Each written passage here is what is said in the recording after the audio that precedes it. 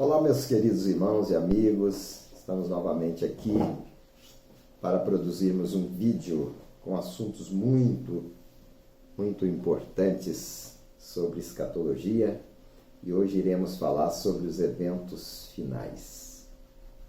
E antes de iniciarmos a nossa palestra de hoje, eu gostaria de ler um texto bíblico e nós iremos buscar a presença de Deus em oração para que o Espírito Santo possa nos iluminar neste momento. Tiago capítulo 5, verso 7 diz: Sede, pois, irmãos, pacientes até a vinda do Senhor. Eis que o lavrador espera o precioso fruto da terra, aguardando-o com paciência até que receba a chuva temporã e a serôdia. Oremos. Querido Deus, aqui estamos diante da Tua magna presença nesta manhã. Gostaria de agradecer por tudo que o Senhor tem feito em nossa vida, as bênçãos a nós concedidas. E agora peço também que abençoe esse trabalho que está sendo produzido, que vai ser produzido, e abençoe também todos os nossos queridos irmãos que irão participar ativamente, vendo e comentando esta palestra. Peço que o Senhor nos dê a unção do Teu Espírito para isso, em nome de Jesus. Amém.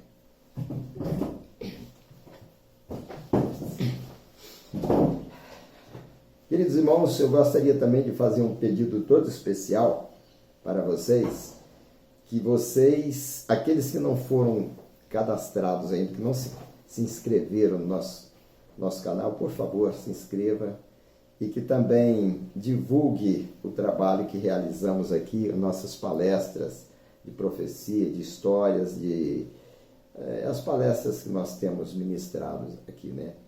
Nós fazemos isso somente para beneficiar a todos os irmãos que participam, que gostam de ouvir e gostam de ouvir as palestras sobre a palavra de Deus, sobre profecias. E dê também o seu like, né? Compartilhe. E se você tiver algo para colocar na palestra, para acrescentar, que você deseja fazer alguma pergunta, por gentileza, nós temos aí os comentários, você pode fazer, né? Eu vou também apresentar depois o meu número no final, número do meu zap, que muitos já o têm, e que você possa divulgar esses trabalhos que são muito importantes, né? Para a honra e causa do nosso Senhor. Muito obrigado. Vamos então começar a nossa palestra. Na palestra de hoje, eu vou abordar 3 acontecimentos proféticos que terão seu desfecho final para muito breve. Em um vídeo recente que postei em nosso canal, no YouTube, inclusive juntamente com o irmão Roger, sobre aquele outro anjo, o anjo de Apocalipse 18, deixamos bem claro que, de acordo com o espírito de profecia, o movimento de reforma é representado pelo anjo de Apocalipse 18. Está em plena atuação desde 1888, quando começou o alto clamor da mensagem do terceiro anjo, cuja mensagem, infelizmente, foi deixada arrastar ao pó por aqueles que a conduziam. Queridos irmãos, o movimento de reforma é a igreja da profecia. Ela está mantendo os princípios do adventismo, as crenças fundamentais do adventismo. E sob o poder do Espírito Santo, na chuva temporã, né, que foi dado desde a chuva temporã, ela está atualmente fazendo o seu trabalho em quase 140 países. Esse ano agora foram acrescentados mais 7 países onde a reforma conseguiu penetrar com a sua mensagem, né? E sob o poder da chuva temporã. Mas em breve nós receberemos, se Deus quiser, a chuva serôdia em plenitude. E aí o povo de Deus, a igreja de Deus, irá ter, pelo poder de Deus, a possibilidade de alcançar toda a terra. E de acordo com o capítulo 18 do Apocalipse, toda a terra será iluminada com a sua glória, com a glória de Deus. Mas para isso nós temos que passar por um processo que os apóstolos também passaram. Então são os seguintes eventos em sua ordem cronológica que nós gostaríamos de apresentar para vocês aqui neste estudo. Primeiro, a sacudidura, que nós a denominamos de torbelinho. Segundo, a chuva serôdia, que é o derramamento do Espírito Santo em plenitude. E, finalmente, a imposição do domingo por decreto, que também a chamamos de decreto dominical. Uma nota de esclarecimento que é muito importante. Queridos irmãos, é muito fácil falar sobre profecias cumpridas, não é isso? Porque ao se cumprirem, elas viram história, né? Então hoje, para você falar de profecia que se cumpriram, é muito fácil, está na história, ficou na história. Falar sobre profecias que ainda não se cumpriram, que vão se cumprir, e muitas vezes nós criamos, conforme o ditado comum, né? Cavalos de batalha sobre isso. E acaba se tornando até mais fácil nós criarmos divergência de pensamentos até entre nós. Infelizmente, certas atitudes podem gerar divisão na igreja. Nós já vimos esse filme, não é isso mesmo? Procurar saber maneira como certas profecias vão se cumprir é importante, é muito bom. Eu gosto de estudar as profecias, mas muitos têm criado movimentos religiosos em cima de fatos que ainda não aconteceram. Olha, eu vou criar um movimento em cima disso aqui, né? Se o Espírito Santo é uma força ativa, né? Vamos criar um movimento, se o decreto dominical vem depois ou antes da chuva serôdia, tem um movimento disso aí, o movimento do decreto, talvez, né? Então nós temos que ter muito cuidado, irmãos, para não trazermos opróbrio à Igreja de Deus. Eu quero deixar aqui um conselho para todos aqueles que vão participar, que vão assistir, que não criem dificuldades. Nós temos a nossa crença fundamental já formalizada desde 1925 e depois através das assembleias, né? Como nós cremos. Mas o cumprimento da profecia está de acordo com a vontade de Deus. De repente há mudanças, porque Deus é que sabe todas as coisas. Então, na minha fala de hoje, eu irei usar o sistema paralelo de fatos bíblicos.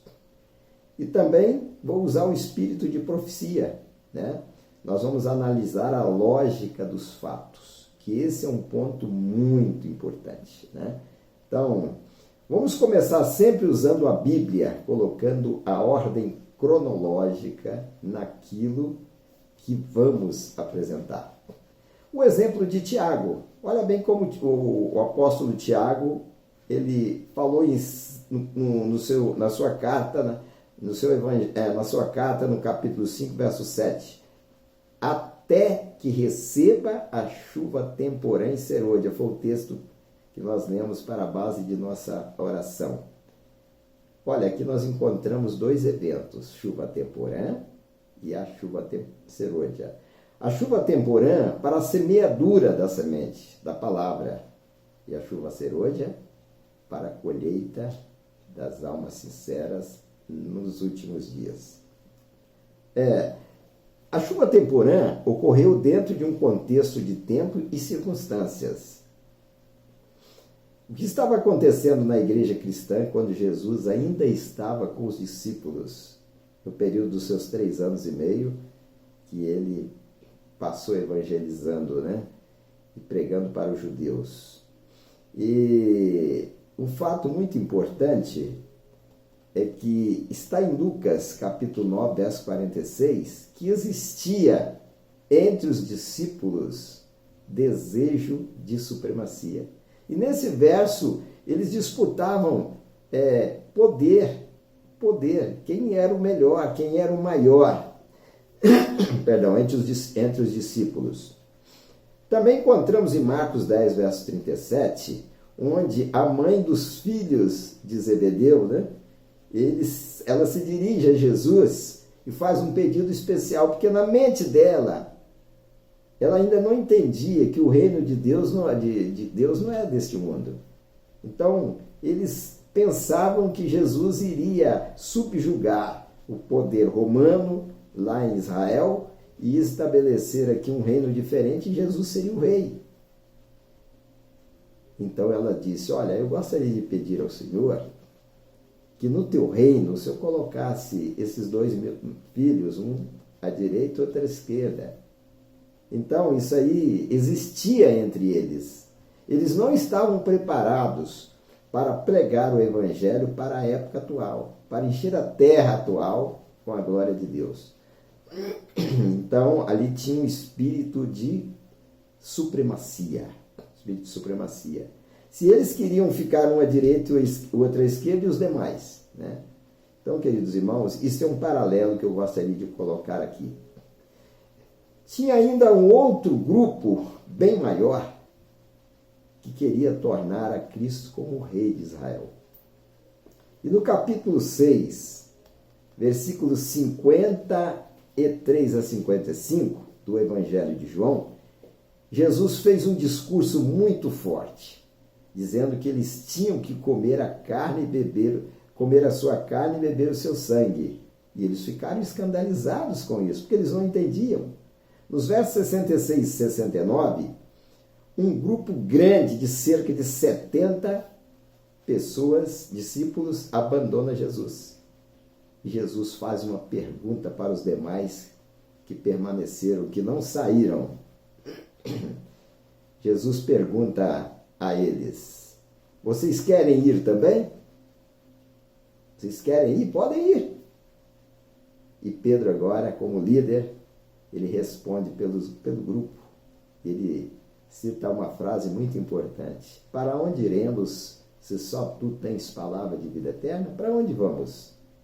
E essa referência se encontra em Desejado de Todas as Nações, onde a serva do Senhor, pela inspiração, escreve assim: em vista da pública reprovação de sua incredulidade, esses discípulos ficaram ainda mais alienados de Jesus. Esses que o abandonaram sentiram-se grandemente desgostosos e desejando ferir o Salvador e agradar a malevolência dos fariseus.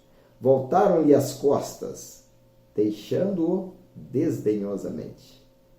Tinham feito a sua escolha, tomar a forma sem o espírito, o invólucro sem o grão. Sua decisão nunca mais foi revogada, pois não mais andaram com Jesus.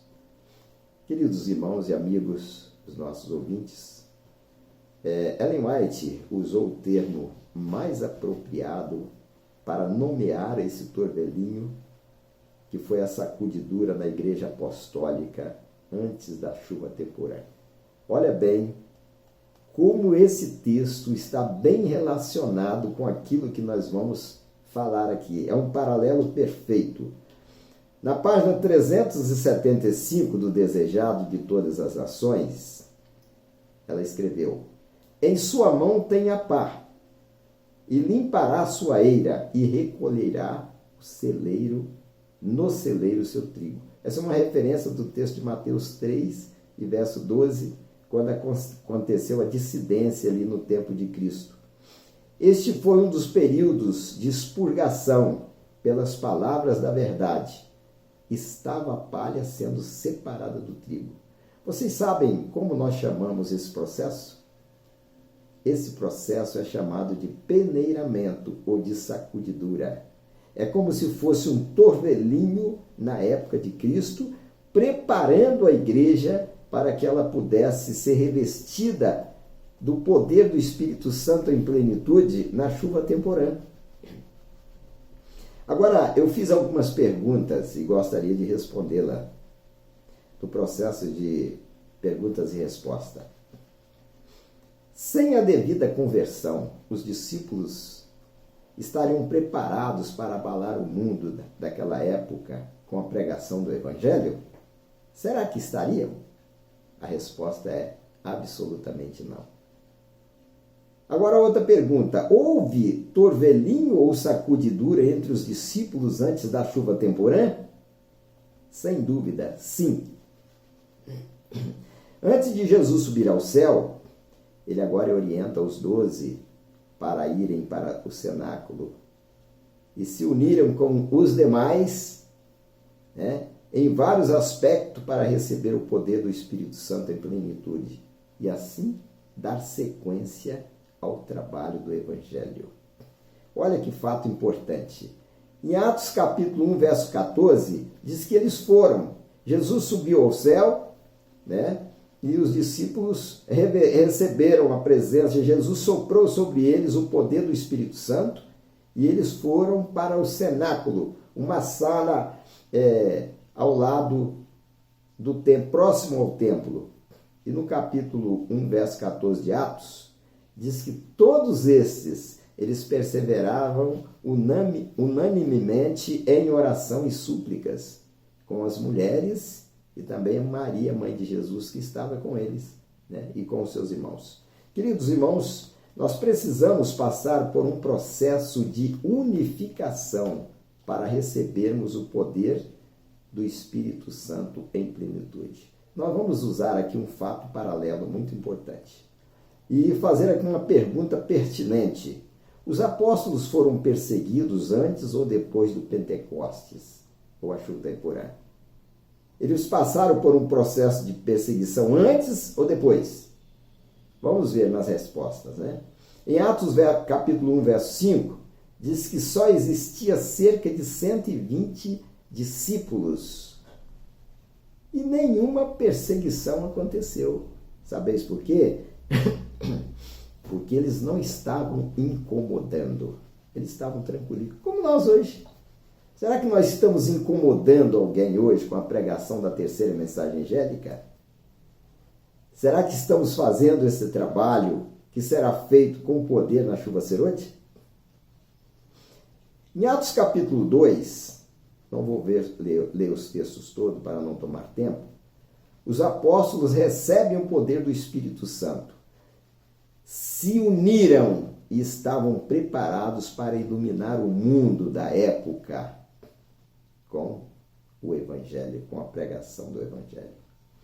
Agora notem bem, em Atos capítulo 3, começam a curar e pregar o Evangelho sob o poder da chuva temporã. Diz que eles faziam curas, milagres, como Jesus fazia.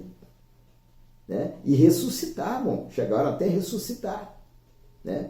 Que coisa importante. Então, quando eles começaram a fazer aquele trabalho com o poder do Espírito Santo, não com o poder deles, houve uma mudança radical no crescimento da igreja, na compreensão da palavra de Deus, do Evangelho. Se nós formos para o capítulo 4, do versículo 1 a 4, que esse eu gostaria de ler, começa as perseguições por causa do efeito da chuva temporã. Queridos irmãos, cerca de 5.000 pessoas aceitam a Jesus. Quase 5.000 pessoas aceitaram Jesus. E o que aconteceu agora? O verso 2. Doendo-se muito de que ensinasse o povo e anunciassem em Jesus a ressurreição dentre os mortos, Então eles ficaram apavorados, os sacerdotes, os líderes judaicos, religiosos judaicos, ficaram apavorados. O que está acontecendo? Porque esse povo está crescendo. São muitas pessoas. E lançaram mão deles, verso 3, e os encerraram na prisão até o dia seguinte, pois já era tarde. Olha o verso 4. Muitos, porém, dos que ouviram a palavra, creram. E chegou ao número desses homens quase 5.000 pessoas conversos. Quem é que não ficava preocupado? Vocês já imaginaram hoje, se houvesse uma conversão em massa, como foi logo após o Pentecostes? Qual seria a reação das igrejas populares, do papado. É exatamente sobre isso aonde nós queremos chegar. Aí está então a comprovação de que as perseguições começaram depois da chuva temporal. Elas não começaram antes da chuva temporal, e sim depois, sob o poder do Espírito Santo em plenitude, na chuva temporal. Se parássemos aqui, já comprovaríamos a causa antes do efeito. Nós vamos fechar essa parte com o texto do Espírito de Profecia. Note bem, o efeito nunca vem antes da causa, né? Não existe efeito sem causa. Então é isso que nós temos que entender. Isso é um fato lógico, isso tem lógica, não é isso?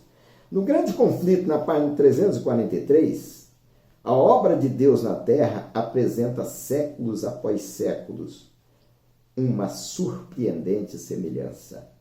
Em todas as grandes reformas ou movimentos religiosos, os princípios envolvidos no trato de Deus com os homens são sempre os mesmos.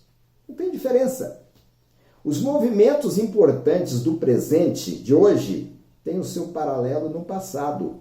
E a experiência da igreja nos séculos antigos encerra lições de grande valor para o nosso tempo. Olha que fato importante, né? Está no Grande Conflito 343. E a história se repete. Olha, de 538 a 1798, durante o período de 1260 anos, cumprindo o Apocalipse 12, verso 17, milhões de cristãos foram mortos devido ao testemunho direto contra as heresias de Roma. Então, ao falar das heresias de Roma, eles começaram a sofrer a perseguição. Então, houve a causa da perseguição. Não é isso mesmo? Então, queridos irmãos, a reação de Roma foi causada pela pregação contra os seus erros. No tempo da tríplice mensagem angélica, nos dias da igreja, naqueles dias a igreja precisava passar pela mesma experiência dos discípulos. E agora com uma sacudidura, que nós a denominamos de torvelinho. Nós teremos que passar por um processo agora intitulado torvelinho. Por que a igreja ainda não recebeu a chuva serôdia? Aí fica sempre a pergunta. Poxa, por que a igreja não recebeu a chuva serôdia? E tem gente que coloca posta todo dia, dizendo, olha, está começando já o decreto dominical. Mas como vai acontecer o decreto dominical se se os Estados Unidos, a religião dos Estados Unidos ainda não foi provocada? Se não houve ainda a causa, como que vai ter o efeito? Então, isso é uma maneira não correta de se ensinar as coisas. Então, a pergunta continua, por que ainda não recebemos a chuva serôdia? A resposta é simples, porque antes tem que haver uma sacudidura entre o povo de Deus, seguindo o paralelo dos discípulos. Correto? Então, nós vamos agora conferir mais um texto do Espírito de Profecia, que está no Grande Conflito 611. Em todas as gerações, Deus tem enviado os seus servos para repreender o pecado, tanto no mundo como na igreja. Se você começa a repreender o pecado dentro da igreja, mesmo dentro da igreja de Deus, que às vezes surge, qual é a reação? Infelizmente, a reação não é boa. Não é boa. Quando um grupo de pessoas comete um determinado erro, quando você começa, a reação vem na hora. A reação vem na hora, o efeito vem na hora. Mas o povo de Deus, o povo deseja que se lhes falem coisas agradáveis. E a verdade clara e pura não é aceita. Isso é uma coisa natural? Não é isso mesmo? Então a igreja, ela precisará estar homogênea como os apóstolos para receber a chuva serôdia. Assim como os apóstolos precisavam estar homogêneos, ou a igreja estar homogênea para receber a chuva temporã, o mesmo acontece conosco, é um paralelo. Por isso que eu coloquei aqui como um paralelo. E ela terá que passar, a igreja de hoje, o povo de Deus, terá que passar por uma sacudidura. E neste evento, os membros indignos, o que são indiferentes às verdades, mas que estão dentro da comunhão da igreja, serão joeirados e só permanecerão os fiéis que serão agraciados com a chuva serôdia. A porta da graça se fecha para estes não consagrados, mas permanece aberta para os que ainda não conhecem a verdade. Isso é uma justiça muito grande de Deus, né? Em segundo Mensagens Escolhidas, Mensagem Escolhida, volume 2, página 13, nos diz o seguinte: haverá uma sacudidura entre o povo de Deus. Isto, porém, não é verdade presente a levar às igrejas. Será o resultado de recusar a verdade apresentada. É bem claro esse texto. Então, os ministros não devem supor que têm algumas maravilhosas ideias avançadas. E a menos que todos as recebam, serão sacudidos fora e surgirá um povo para ir avante e acima à vitória. Esse texto, irmão, é maravilhoso. Está no volume 2, Mensagem Escolhida, página 13. Analise bem esse texto. Mas nós encontramos um outro texto que se encontra no Testemunho para a Igreja, volume 5, 463. O trabalho que a igreja tem deixado de fazer em tempo de paz e prosperidade terá de realizar em terrível crise, sob as circunstâncias mais desanimadoras e difíceis. Por quê? Porque terão que enfrentar oposição, não somente interna, mas oposição de fora. A oposição da Igreja Romana, oposição dos protestantes de um modo geral, e isso aí é que irá caracterizar a igreja revestida pelo Espírito Santo. Então, essa sacudidura é exatamente o chamado torvelinho, né? Que a igreja terá que passar, ela estará homogênea e preparada para a chuva serôdia.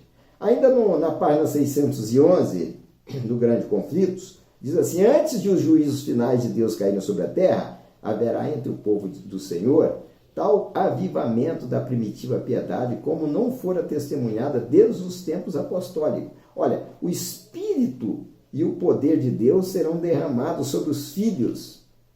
Naquele tempo, muitos se separarão das igrejas em que o amor deste mundo suplantou o amor a Deus e a sua palavra.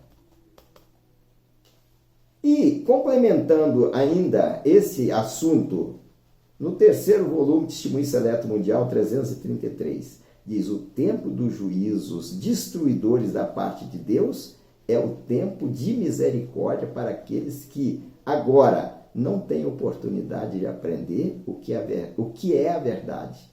O Senhor olhará para eles com ternura.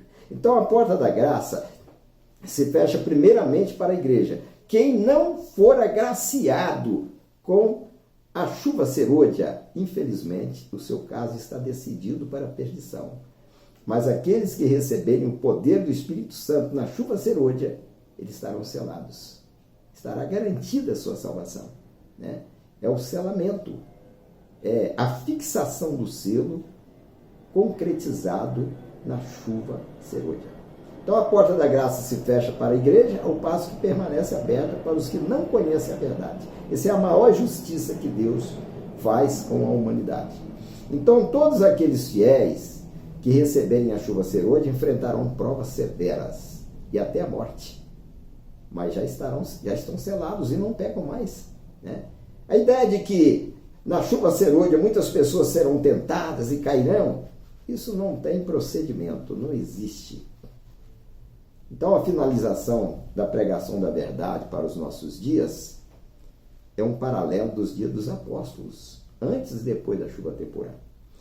Observem bem ainda o texto do Grande Conflito 612. esta obra será semelhante à do dia de Pentecostes. Olha, igual.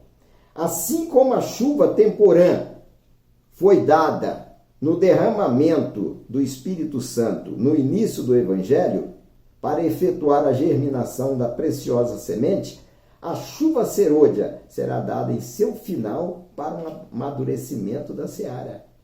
Olha que coisa maravilhosa, é um paralelo. É a mesma coisa, o mesmo procedimento.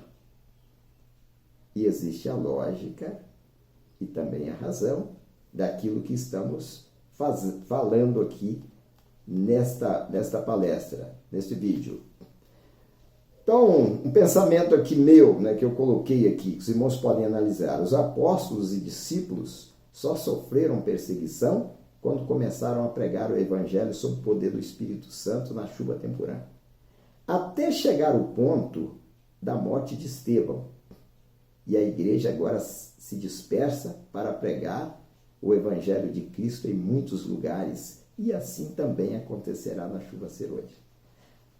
Nós ainda não atingimos todos os lugares onde o Evangelho, a verdade, precisa ser pregada. A terceira mensagem, da maneira correta, precisa ser pregada. E isso só se dará agora na chuva serôdia. Porque a chuva serôdia vai ser a concretização do alto clamor que já começou em 1888 e o desfecho final será na chuva serôdia. Quando a terra toda será iluminada com a glória de Deus, sob a pregação daquele outro anjo, que é o anjo de Apocalipse 18.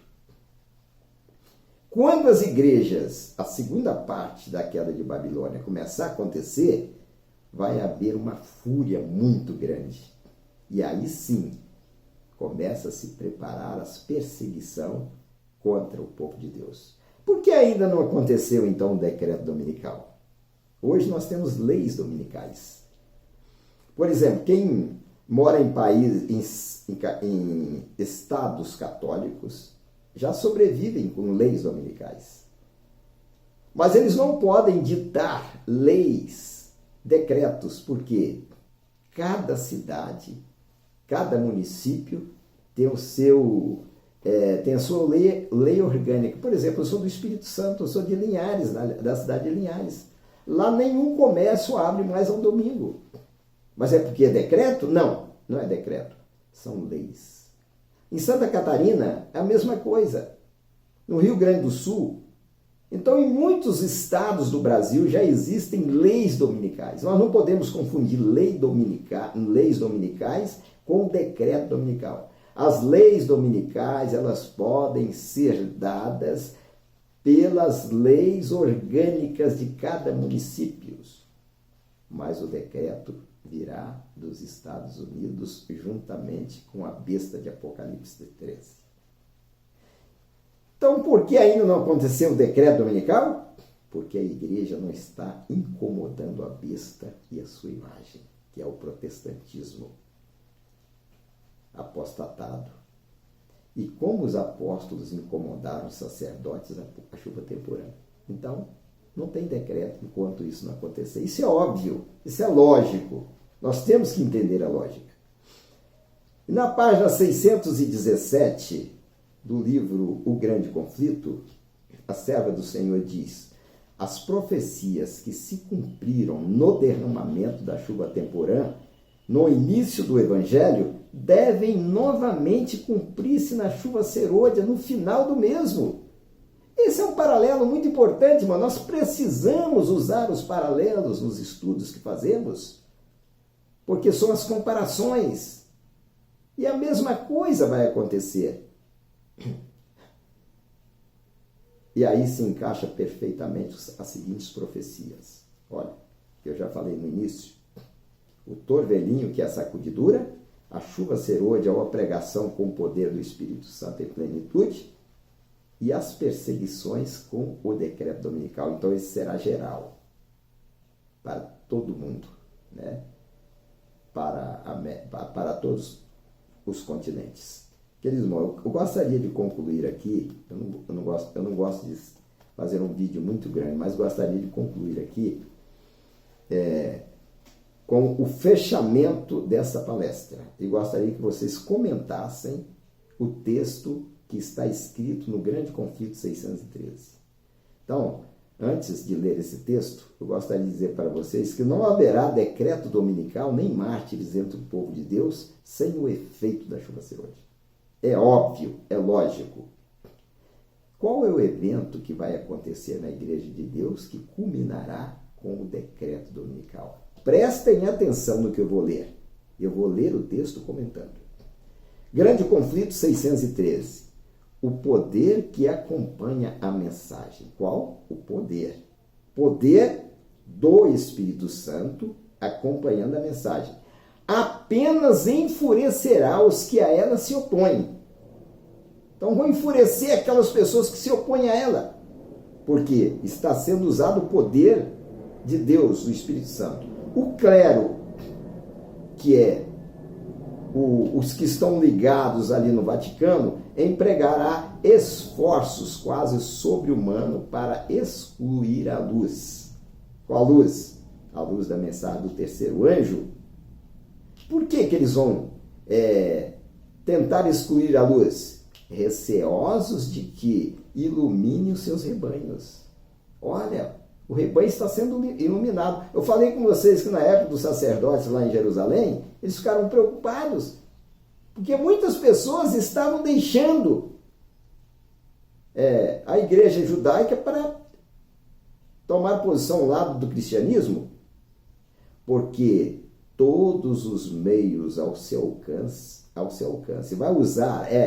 vai usar todos os meios ao seu alcance. Por que ele usou essa expressão, ao seu alcance? Porque hoje a besta não tem poder total e capacidade de decretar um decreto dominical. Por quê? Porque ela precisa da segunda besta. Está dentro da profecia. Dentro da profecia, capítulo 3, verso 11 de Apocalipse.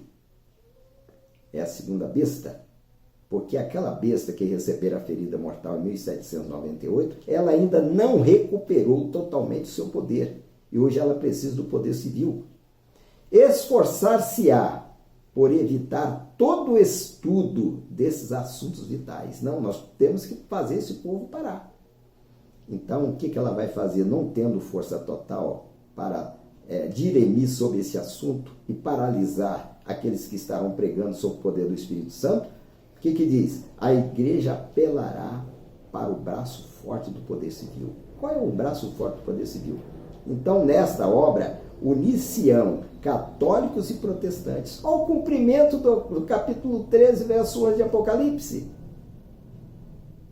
E agora, olhe, presta atenção, irmãos. Ao tornar-se o movimento em prol da imposição do domingo mais audaz e decidido, invocar-se-á a lei contra os observadores dos mandamentos. Que lei é essa? É o decreto dominical.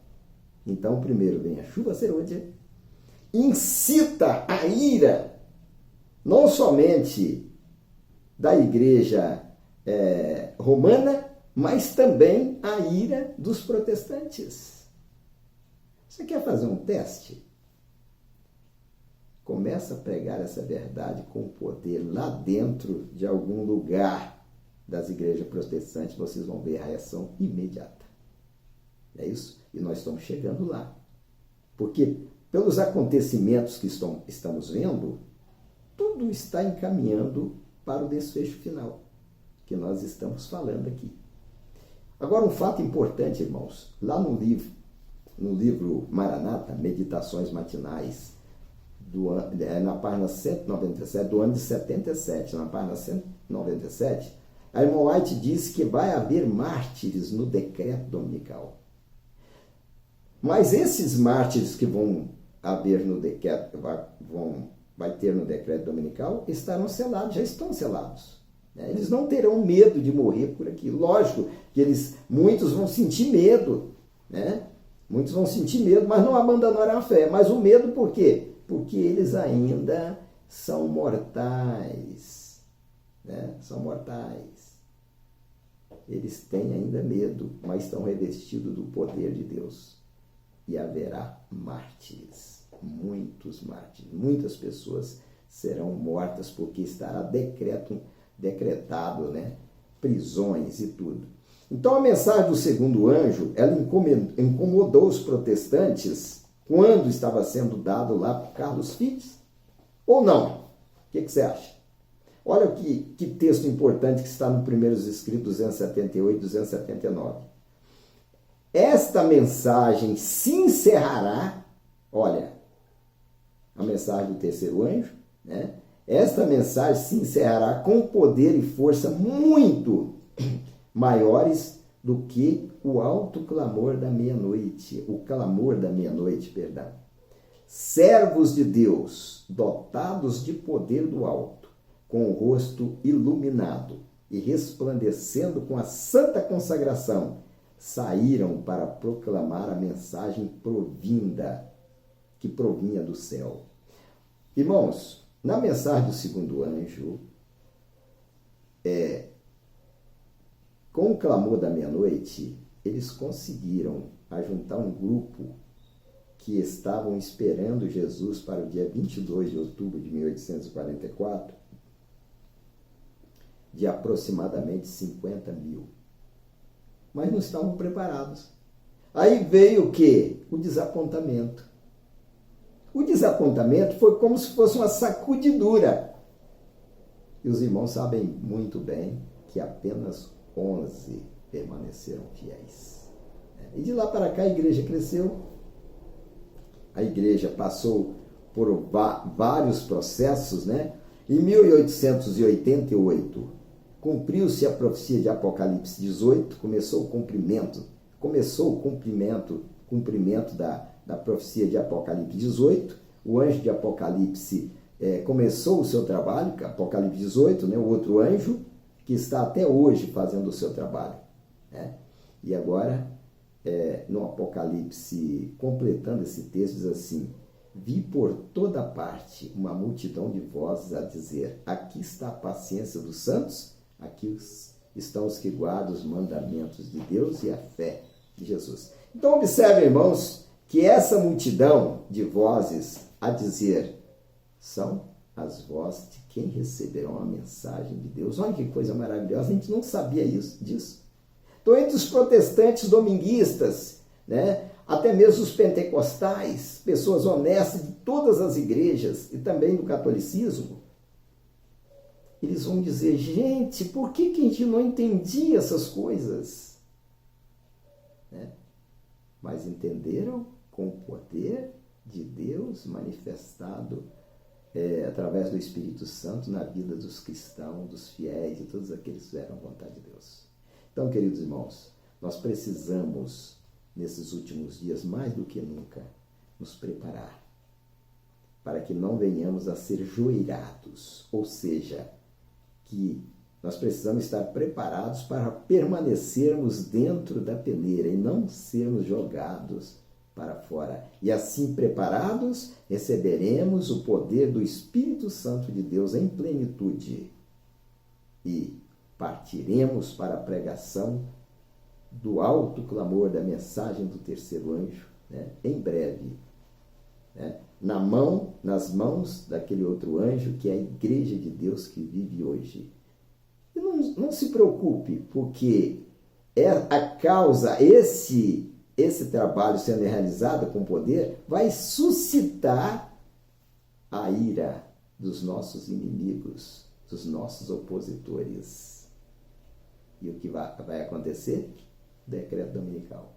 Esses acontecimentos, diz a serva do Senhor, que serão acontecimentos rápidos e sucessivos. Mas o mais importante é a nossa preparação hoje para permanecermos firmes e fiéis e, juntamente com o grupo, né, que irá dar a última mensagem angélica, darmos também a nossa cooperação. Portanto, que o Senhor nos abençoe cada um de vocês, e possamos compreender o que Deus quer falar conosco nesses últimos dias. Por favor, dê aí o seu like se você gostou. Se não gostou, não tem problema.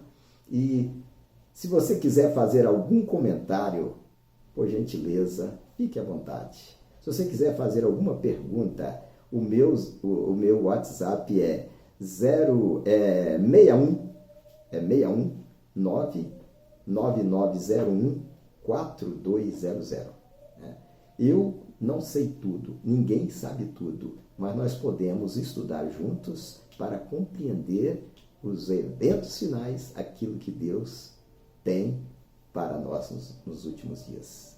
Também, se você quiser, puder, compartilhe este vídeo. Que o Senhor abençoe você, abençoe a sua família e nos dê um ano de 2024 repleto de bênçãos. Bênçãos maravilhosas, né? De saúde, de paz, de prosperidade e também de uma preparação espiritual para a volta de Jesus. Que o Senhor nos abençoe. Amém. Gostaria de finalizar mais uma vez com uma oração pedindo as bênçãos de Deus sobre todos nós.